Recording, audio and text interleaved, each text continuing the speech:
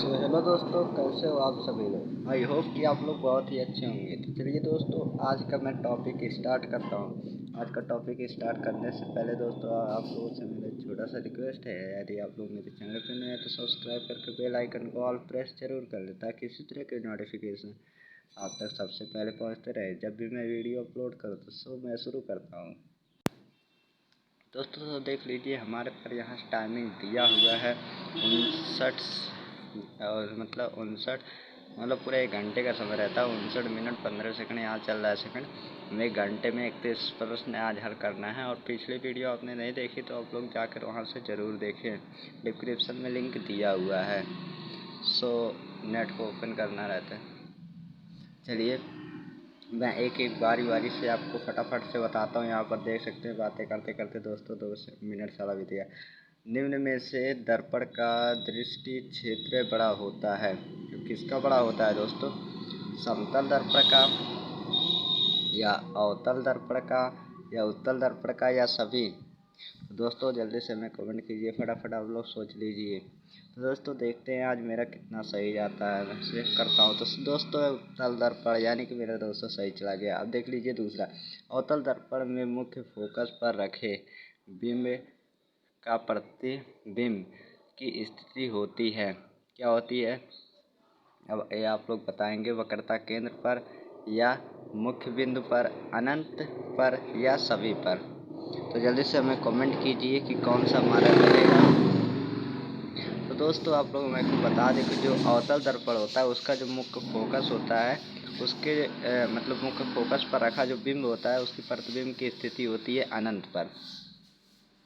और अवतल लेंस के सामने अनंत पर रखे बिंब का प्रतिबिंब की स्थिति होती है वक्रता केंद्र पर, फोकस पर, अनंत पर, या ध्रुव पर।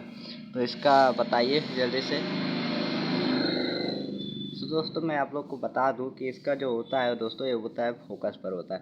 ये जो अवतल लेंस है दोस्तों, इसके सामने की अनंत दूरी पर किसी होती है फोकस पर। देख लीजिए, फोकस सही है। और उसके बाद दिया हुआ है किसी उत्तल लेंस की फोकस दूरी होती है। जो उत्तल लेंस है दोस्तों, उसकी फोकस दूरी होती है धनात्मक, शून्य, ऋणात्मक, या इनमें से कोई नहीं। आप लोग के 4 मतलब दिए हुए हैं ऑप्शन, जल्दी से हमें कमेंट कर दीजिए। तो दोस्तों आप लोग जानते हैं ना कि इसका जो होता है दोस्तों वह होता है धनात्मक। और जो होता है किसी लेंस के कितने वक्रता केंद्र होते हैं? 2, 3, 1, या 2, या 3? तो दोस्तों आप लोग जल्दी से बताइए। इसका आंसर होता है दोस्तों 2, क्योंकि जो दोस्तों लेंस होता है वक्रता केंद्र इसका कितना होता है? 2 होता है। सो दोस्तों मैं नेक्स्ट आ गया मेरा 5 प्रश्न तो समाप्त हो चुके हैं। और प्रत्येक लेंस के 2 वक्रता केंद्र होते हैं, क्योंकि प्रत्येक लेंस होता है वो तो मुझे बता दिया। देखो यहाँ पर बता दिया है कि 2 वक्रता केंद्र होते हैं, लेकिन क्योंकि यहाँ में हमें 4 ऑप्शन दिया हुआ है। एक दिया हुआ है किसी लेंस की सतह पर वक्र तथा दूसरी समतल होती है। लेंस की 2 वक्र सतहें होती है। लेंस की दोनों सतहें समतल होती हैं। इनमें से कोई नहीं। आप लोग के सामने ऑप्शन 4 दिए हुए हैं, कौन सा राइट है ये हमें आप लोग बताएंगे। तो दोस्तों इसका होता है लेंस की 2 वक्रीय सतहें होती हैं। और उसके बाद दोस्तों हमारा दिया हुआ है किसी लेंस द्वारा उत्पन्न आवर्धन का एसआई मात्रक होता है। जो दोस्तों ये लेंस होता है इसका एसआई मात्रक मीटर होता है, सेंटीमीटर, मिलीमीटर, या मात्रक विहीन? आप लोग बता सकते हैं। सो मैं आपको कुछ समय देता हूँ, आप लोग कमेंट ओपन करके रखिए, फटाफट कमेंट करते रहिए। तो जल्दी से जल्द हमें बताइए। ऊपर दिया हुआ है 30 मिनट का समय दोस्तों, 1 मिनट में एक क्वेश्चन कॉल करना है, तो फटाफट हमें आंसर देते रहिए। सो दोस्तों इसका होता है मात्रक विहीन, यानी कि हमारा जो चौथा उत्तर है वह सही है। उसके बाद जो हमारा नेक्स्ट क्वेश्चन है वह दिया हुआ है जब प्रकाश एक माध्यम से दूसरे माध्यम में जाता है तब अपवर्तन होता है। यानी कि दोस्तों जब एक प्रकाश होता है, प्रकाश एक माध्यम से जब दूसरे माध्यम में प्रवेश करता है तो वह अपवर्तन होता है। ये तो सभी को पता है। प्रकाश की चाल में परिवर्तन होने के कारण, किसके कारण हो रहा है ये पूछ रहा है? प्रकाश में चाल परिवर्तन नहीं होने के कारण, प्रकाश में रंग परिवर्तन होने के कारण, और चौथा दिया हुआ इनमें से कोई नहीं।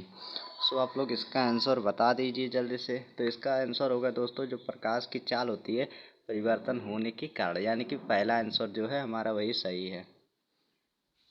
उसके बाद नेक्स्ट हमारा क्या कह रहा है, यानी कि 9वां हमारा जो है वह है किसी अवतल लेंस की फोकस दूरी होती है। जो दोस्तों अवतल लेंस है उसकी जो फोकस दूरी होती है वह होती है, क्या होती है, धनात्मक होता है या ऋणात्मक या दोनों या इनमें से कोई नहीं।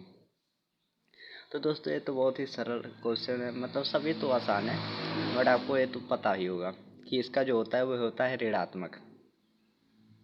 सो अब नेक्स्ट पे चलते हैं। नेक्स्ट है 10वां हमारा आ चुका है। यहाँ पर दिया हुआ है किसी उत्तल दर्पण की फोकस दूरी होती है। जो उत्तल दर्पण है उसकी क्या है, फोकस दूरी उसकी क्या होती है, धनात्मक, ऋणात्मक, शून्य या इनमें से कोई नहीं। सो हमें इसका आंसर जल्दी से कमेंट कीजिए। तो दोस्तों इसका जो होता है, मैंने अवतल का बताया तो उसका होता था ऋणात्मक, तो सिंपली उत्तल का क्या हो जाएगा, धनात्मक, यानी कि पहला आंसर हमारा क्या है, सही है। सो हमारा 11वां उत्तर है किसी अवतल दर्पण की फोकस दूरी होती है। अब देख लीजिए अवतल दर्पण की फोकस दूरी, अब यहाँ पर हमें देना है आंसर। अवतल दर्पण मैंने पहले ही बता दिया दोस्तों ऋणात्मक होती है। जो लेंस बीच में अंतर की ओर धंसा हुआ हो वह कहलाता है। जो लेंस है, अब इसको ध्यान से प्रश्न को सुनिए और आंसर दीजिए। लेंस के बीच के अंदर की ओर धंसा हुआ हो वह कहलाता है अभिसारी लेंस या अवतल लेंस या दोनों या कोई नहीं। सो इसका आंसर हमें बता दीजिए जल्दी से। इसका आंसर होगा दोस्तों अवतल लेंस, क्योंकि अवतल लेंस में क्या होता है, अंदर की ओर धंसा हुआ होता है। जो लेंस बीच में उभरा हो वह लेंस कहलाता है, यानी कि वो धंसा हुआ था। पहले इसका आंसर आप लोग बताइए। सो आप लोग इसका आंसर जान ही चुके होंगे कि वह उसका मतलब धंसा हुआ था, इसका उभरा हुआ है, तो यह उत्तल लेंस हो जाएगा, वह अवतल लेंस था। और उसके बाद हमारा नेक्स्ट क्या कह रहा है, यदि किसी लेंस की क्षमता प्लस एड हो तो उस लेंस की फोकस दूरी होगी 100 सेंटीमीटर, 125 सेंटीमीटर, 103 सेंटीमीटर या 101 सेंटीमीटर। तो जल्दी से हमें कमेंट कीजिए कि कौन सा रहेगा आंसर जल्दी से। तो इसका जो दोस्तों होता है ए है 1D का मतलब पूरा इसका रहेगा 100 सेंटीमीटर, ये 100 सेंटीमीटर तक जाता है। अवतल लेंस को निम्न में से किसी एक अन्य नाम से जाना जाता है। अवतल जो लेंस है दोस्तों उसको एक अन्य नाम से जाना जाता है, वह नाम है समसारी लेंस, अपसारी लेंस, अभिसारी लेंस या इनमें से कोई नहीं। दोस्तों तो जल्दी से हमें कमेंट कर दीजिए कि कौन सा है। ये जो दोस्तों अवतल लेंस है इसका जो दूसरा नाम है वह है अभिसारी लेंस। दोस्तों आप लोग फटाफट कमेंट करते रहिए, बस ऐसे करिए कि 1 2 3 4, हाँ दूसरा है तीसरा है मैं समझ लूँगा, क्योंकि 16 में ऐसे लिख दीजिए 16, फिर उसके बाद डैश लगा करके आप ना 4 तक गिनती में, मतलब 1 2 3 4 ऑप्शन दिए हुए हैं, उसके बाद आप कमेंट कर दीजिए कि हमारा यही सही है, तो मैं देख लूँगा दोस्तों आप कितना परसेंट तक लाते हैं। सो दोस्तों मैं पहुँच चुका हूँ 16वें प्रश्न पर। तो 16वां प्रश्न क्या कह रहा है, दंत विशेषज्ञ मरीजों के दांतों का बड़ा प्रतिबिंब देखने के लिए किस दर्पण का उपयोग करते हैं। इसका आंसर तो आप लोग को पता ही होगा। सो पता है आप लोग को कि इसका आंसर होता है अवतल दर्पण। और उसके बाद हमारा नेक्स्ट आ चुका है, यानी कि 17वां दिया हुआ है, क्या दिया हुआ है, किसी माध्यम के अपवर्तनांक का मान होता है। जो कि कोई भी माध्यम हो उसका अपवर्तनांक होता है साइन आई बटे साइन आर बटे साइन आई इज इक्वल गुने में है sine I plus sine R. कौन सा सही है, आप लोग के सामने 4 ऑप्शन दिए हुए हैं, मैं इसको थोड़ा समय दे देता हूँ देखने के लिए अच्छी तरीके से। सो मैं इसका आंसर बता देता हूँ। इसका जो दोस्तों आंसर होता है वह होगा साइन आई बटे साइन आर, यानी कि पहला जो आंसर है वह हमारा सही होगा। सो दोस्तों हम लोग दूसरा देते हैं, अवतल लेंस का आवर्धन यानी कि यम बराबर होता है वी यू बटे वी UV, U+V, V/U। तो दोस्तों इसको ध्यान से देखिए और बताइए। आप लोग इसका आंसर जान चुके होंगे कि इसका जो आंसर है वह हमारा चौथा है, यानी कि V/U। उसके बाद दिया हुआ है हमारा क्या, 1 मीटर फोकस दूरी वाले उत्तल लेंस की क्षमता होगी -1D, -1D या 2D या 1.5D। तो इसका आंसर हमें जल्दी से जल्दी कमेंट कर दीजिए कि हमारा ही आंसर है। तो जल्दी से जल्दी हमें कमेंट कीजिए दोस्तों, हमारा यही आंसर है। दोस्तों इसका आंसर मैं बताने जा रहा हूँ कि इसका आंसर है 1D। उसके बाद दोस्तों हमारा जो अगला है वह है एक उत्तल लेंस होता है सभी जगह मोटाई का, बीच की अपेक्षा किनारों पर मोटा, किनारों की अपेक्षा बीच में मोटा, इनमें से कोई नहीं। आप लोगों के सामने 4 ऑप्शन दिए, इसको अच्छी तरीके से समझिए और उसके बाद हमें आंसर दीजिए। आप लोग के सामने 18 मिनट हैं, जिनमें आप लोग को 31 यानी 11 प्रश्न और देना है आंसर। हम लोग अच्छी तरीके से चल रहे हैं। 1 मिनट में एक प्रश्न का आंसर देना चाहिए था, 20 मिनट बीतना चाहिए था। चलिए सही दे रहे हैं हम लोग आंसर। चलिए बताइए इसका आंसर क्या होगा। इसका आंसर दोस्तों होगा तीसरा, यानी कि किनारों की अपेक्षा बीच में क्या होता है, मोटा होता है। उसके बाद हमारा 21वां है उत्तल लेंस को डैश दिया हुआ है बीच में, उसके बाद लेंस भी कहा जाता है। यानी कि दोस्तों हम लोग तो पढ़ चुके हैं अवतल लेंस को मतलब दूसरे नाम से जाना जाता है। उत्तल लेंस को दूसरे नाम से क्या जानता है, अभिसारी, अपसारी या बाईफोकल या इनमें से कोई नहीं। तो जल्दी से हमें कमेंट कीजिए कि हमारा यही आंसर है। तो इसका हो जाएगा दोस्तों अभिसारी। दोस्तों हम लोग अगला प्रश्न पे पहुंच चुके हैं, जो कि कह रहा है किस लेंस के द्वारा सिर्फ काल्पनिक प्रतिबिंब बनता है। तो जल्दी से हमें इसका कमेंट कीजिए कि हमारा ही आंसर सही है। दोस्तों जल्दी से जल्दी कमेंट कीजिए। इसका आंसर हो जाएगा दोस्तों दूसरा, यानी कि अवतल लेंस। अवतल किसी शब्दकोश में पाए गए छोटे अक्षरों को पढ़ते समय आप निम्न में से कौन सा लेंस पसंद करेंगे। 50 सेंटीमीटर दूरी का अवतल लेंस, 50 सेंटीमीटर फोकस दूरी का उत्तल लेंस, 5 सेंटीमीटर फोकस दूरी का अवतल लेंस या 5 सेंटीमीटर फोकस दूरी का उत्तल लेंस। आप कौन सा प्रयोग करेंगे। आप लोग के सामने 4 है, आप लोग अच्छी तरीके से पढ़ लें। इसका आंसर आप लोग बता दीजिए, फिर उसके बाद मैं आप लोग को बताता हूँ अच्छी तरीके से किस तरीके से रहेगा, कौन सा आंसर है, कौन सा आंसर मैं आप लोग को बताऊँगा। उससे पहले दोस्तों आप लोग कमेंट कर दीजिए। इसका दोस्तों हम लोग इसका चूज करेंगे जो शब्दकोश में पाए जाने वाले इनके छोटे अक्षर हैं, इसलिए हम इसका क्या अवतल लेंस प्रयोग करेंगे, वो भी 50 सेंटीमीटर फोकस दूरी का, यानी कि पहला आंसर राइट है। परावर्तन के नियम से निर्धारित होता है आपतन कोण बराबर परावर्तन कोण, परावर्तन कोण बराबर आपतन कोण, अपवर्तन कोण, आपतन कोण बराबर विचलन कोण या इनमें से कोई नहीं। आप लोग के सामने 4 ऑप्शन दिए हुए हैं। आप इनमें से कुछ भी कर सकते हैं, कौन सा आप लोग चूज करेंगे। जल्दी से जल्दी हमें कमेंट कीजिए दोस्तों कौन सा सही है। तो दोस्तों इसका आंसर है आपतन कोण बराबर परावर्तन कोण, यानी कि पहला हमारा सही है।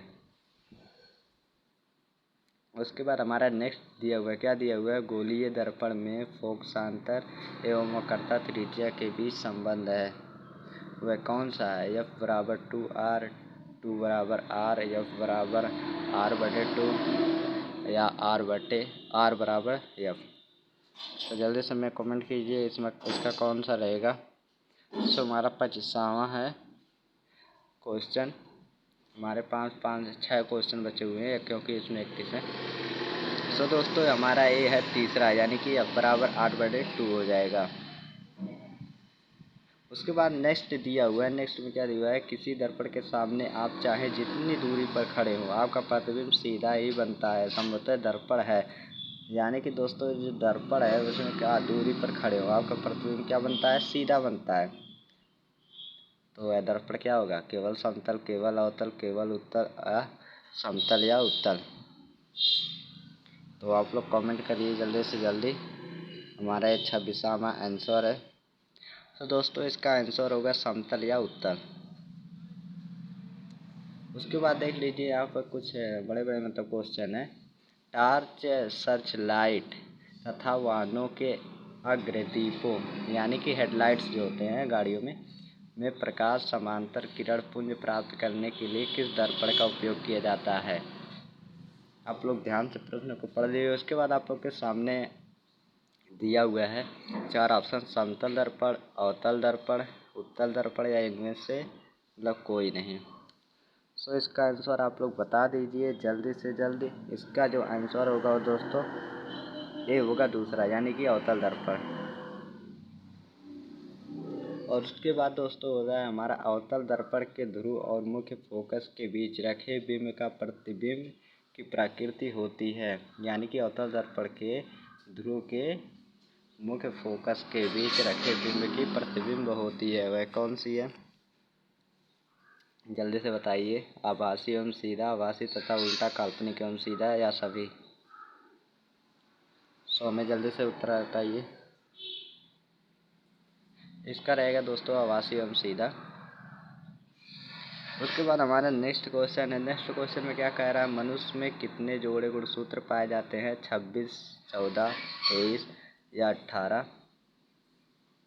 ये तो आप लोग को अच्छी तरीके से पता होगा। 100% सही जाएगा, 99% लोग का सही जाएगा। तो इसका होता है 23 जोड़े गुणसूत्र होते हैं इसमें दोस्तों। उसके बाद हमारा नेक्स्ट है जो कि हमारे पास अब 2 ही क्वेश्चन बचे हुए। कोशिका में आनुवांशिक पदार्थ हैं, DNA गुणसूत्र, जीन या हरित लवक। आप लोग के सामने कोशिका आनुवांशिक पदार्थ है। जल्दी से जल्दी हमें कमेंट कर दीजिए। सो इसका आंसर जो है दोस्तों होगा DNA यानी कि पहला आंसर। उसके बाद दोस्तों दिया हुआ विकासीय दृष्टिकोण से हमारी किससे अधिक समानता है? तो दोस्तों इसका जो आंसर चीन के विद्यार्थी, चिंपैंजी या मकड़ी या जीवाणु। सो दोस्तों इसका होगा हमारा चीन के विद्यार्थी। सो दोस्तों हमारा सभी आंसर लगता है राइट गया है। दोस्तों आप लोग अपना परसेंट दे सकते हैं कितना है। सो दोस्तों हमारा 31 में से 31% राइट गया है। तो दोस्तों बहुत ही खुशी की बात है। दोस्तों मैं एक स्क्रीनशॉट ले लेता हूँ। चलिए दोस्तों मिलते हैं अगले वीडियो में, तब तक के लिए जय हिंद, वंदे मातरम। आप लोग मेरे चैनल को सब्सक्राइब करें और यह प्रश्न अपने दोस्तों तक शेयर जरूर करें ताकि आप लोग के दोस्त भी इस प्रश्न का लाभ उठा सके और फेसबुक और जगह मतलब अपने जितने भी सब जगह हैं वहाँ शेयर करें। जितने भी आप लोगों में ऐप हो जहाँ जहाँ आप शेयर कर सकते हैं अपने दोस्तों के साथ, व्हाट्सएप पे और क्लासमेट के साथ, सभी जगह शेयर ज़रूर करें ताकि सभी लोग इसका फ़ायदा उठा सकें। चलिए दोस्तों मिलते हैं अगले क्विज में, तब तक के लिए बाय बाय।